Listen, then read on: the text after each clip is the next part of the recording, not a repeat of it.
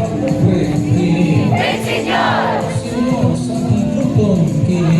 since the year 1521, the devotion of Cebuanos to the child Jesus, Señor Santo Niño, has not only grown deeply in the Visayan culture, but also in the lives of many pilgrims from all over Cebu and the rest of the Philippines.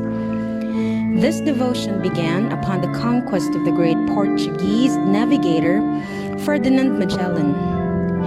As his expedition was warmly welcomed by Raja Humabon and Hara Humamay of Cebu, the image of Señor Santo Niño was given during their baptism as a gift of gratitude for their hospitality.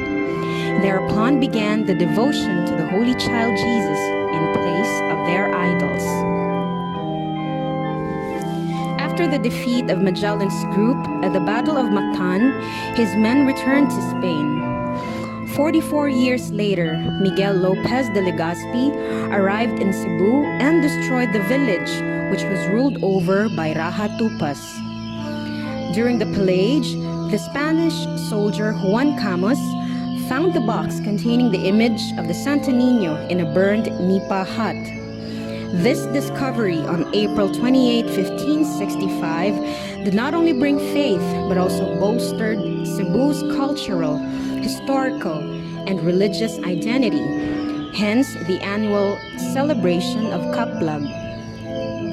The image has now been kept in the Basilica Minore del Santo Niño and is considered as the oldest religious relic in the Philippines. To commemorate these significant events, the feast in honor of Señor Santo Niño is held every third Sunday of January in consideration of the 1721 reform in the general calendar of the Church during the papacy of Pope Innocent VIII, who inserted that the festivity must be celebrated on the second Sunday after the Epiphany. According to other historical sources, this is also to consider the 50-day period from Easter Sunday to Pentecost Sunday. The ritual for this long-held celebration begins with a penitential walk with Jesus, done through a solemn foot procession on the first day of the 9-day novena. On the 9th day of the novena, the image of the Holy Child Jesus then meets his mother through the Walk with Mary procession at dawn. Early morning, the Santo Niño then goes to the National Shrine of St. Joseph in Mandaue City to visit his father, and by 12 midnight, the Holy Child Jesus is transferred to the National Shrine of Virgen sa Regla in Lapu-Lapu City. By dawn, the Señor Santo Niño goes back to Basilica Minore del Santo Niño through the fluvial parade.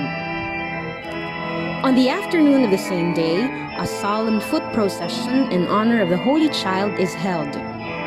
While the image of Santo Niño de Cebu, the Excelentísimo Capitan de las Fuerzas Españolas en Filipinas, is on procession, the image of the Santo Niño from San Nicolas Church, the Teniente General, arrives at the Basilica Minore del Santo Niño.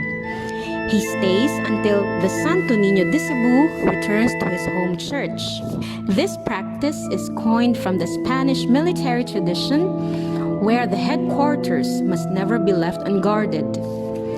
Another particular tradition practiced by Cebuanos is their out-loud cry of the phrases "Viva Pit Señor," which is a call-out saying, "Hail, Lord Holy Child," an interpretive translation of "Hail, Lord, listen to our prayers." The mood for the whole festivity is further set by the gozas, Bato Balani sa Gugma, a profound song of thanksgiving and supplication for more graces to cope with problems, illness, and other obstacles. This is accompanied by the gentle waving of the hands to make this more meaningful and lasting.